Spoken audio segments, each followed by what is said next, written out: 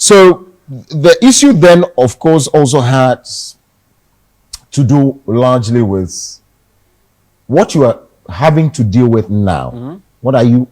How are you dealing with now? Now there's the gap there. We don't have very skilled people, people who can maybe sew like you want to. How have you dealt with that? Well, we still, in my jurisdiction, I always consider people who are willing to learn to be trained to my perfection.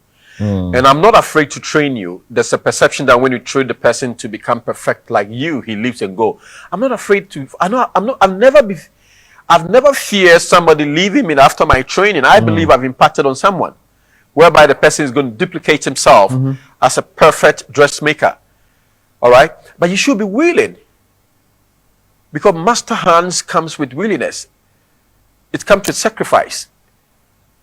And the patient that somebody had for 10 years something before he won a award was on this CNN.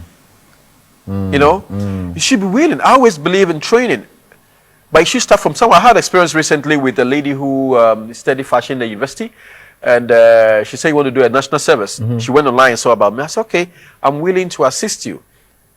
What do you want from me?" I'm asking her what she wants from me. She rather telling me what I have to do for her. Hey, like what? I have to pay. I say, "Please. Oh, I have workers already. Actually, when you come, there's no place for you to sit. But you are a young lady, you study fashion. And you say you want to upgrade it, you want to move on with it. If I should give you a piece of machine, I say, do work for me. You do a work, nobody, you cannot even wear it here. Because my profession demand is very high. But I'm more willing, I'm not going to charge you.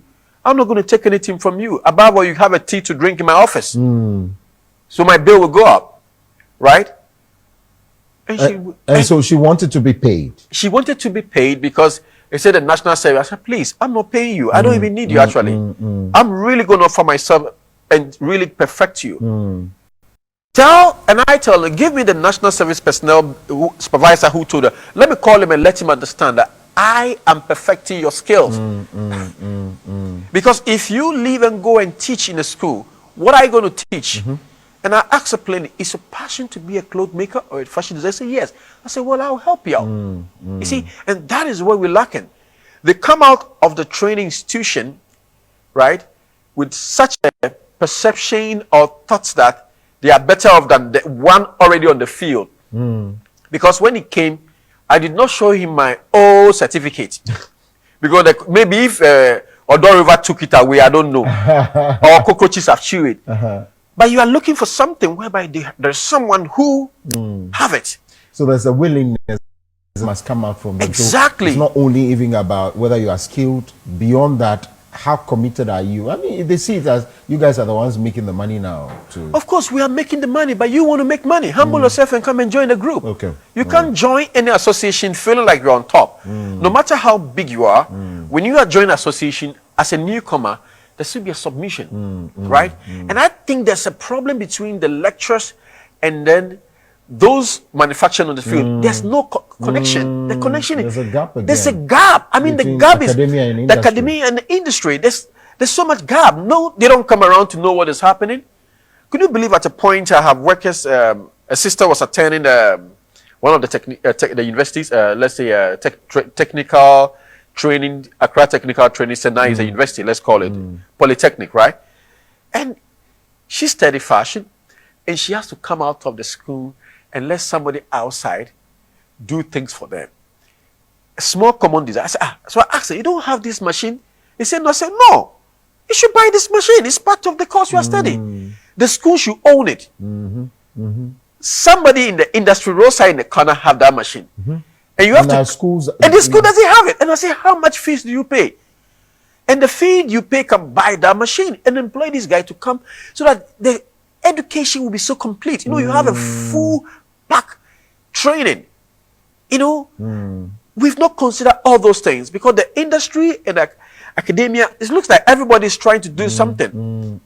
But if we can come together and see the importance of what they are teaching and what we are doing, does it have any connection? Are they preparing the student for the ready job market?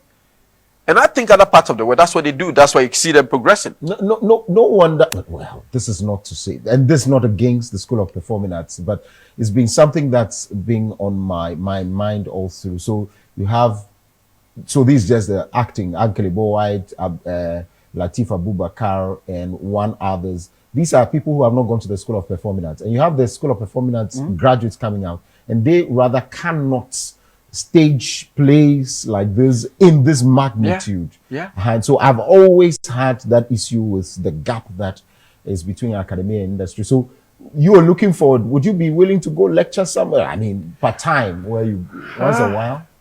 I will. Actually, I've said to myself that since I've decided not to leave this very beloved country of mine, I will better go to Sudan and serve. Because I will, before I retire in life, I'll go to any war zone to serve. Okay. Yeah, that's my belief. Okay. And come back and retire. Okay. Yeah, I'm not going anywhere, what they call greener pasture, because I don't want to be in a place I'll freeze. And when you come, you'll see me. Anyway, I'm just a joke. I would love to serve anyone. Right. There was a time I went to Pantan Hospital. Let me tell you this. Right. And I realized the department, they have a department which deals with dressmaking. And they have more machines than me. Yes. And the machines are always, you know, it's a big, let's say times 6, this is your studio. And always where the machines are open and displayed. So when I went there to the administrator was my friend and my brother anyway. I said, what do you use these machines for? And so we have a training section for those, you know, mentally ill people who are rehab. And they said, oh, wow, do you have somebody training? He said, no. I said, okay, this is what I can do for you. Can you see the distance from Achimota Abofu to Pantan Hospital? Those days when I go, a taxi takes me, I think, 25, 30 cedis. I said, okay, I'll be willing to train your people, right? I'll be willing to train them, those who are mentally stable and they want rehab. I'll be willing to train them for free. And this is what I'm going to do. All the workers there who want to wear something, they should buy fabric. When I come, we use it for the train. I'll make sure it don't get spoiled. Then we'll sew for you for free. I'll come 3 times a week. It's been 5 years now. Oh, no, more than 5 years. I think it's been 7 years now. It's not gotten back to you? Or? They've not even spit on my face. And the person will come, the administrator will come and buy dress from me. The one in charge, he buys dress from me. And I just sometimes wish I have some extra power. When he come, I'll squeeze him and just get him out from his head. Because you don't think about the people. You know, the love for the thing is not there. Right. This is what I keep saying, that why are we here? There are so many people at places, they don't even know why they are there. Somebody got power. No, you should love why you are there. Wow. Well, so those are the conversations we always do have with Kofi Gold. Kofi Gold is the CEO of Kofi Gold Clothing, and they're located at Circle adjacent City Light. Dromo House is a beautiful house there. Building there, there's Kofi Gold there. Walking there, unisex, even for children, beautiful dresses, just like what I'm wearing and what he himself is wearing. Any fabric, any color, or you could connect with them also on www.kofigold.com. Thank you very much, as always. You're welcome. Exciting conversations with him. Coming up next.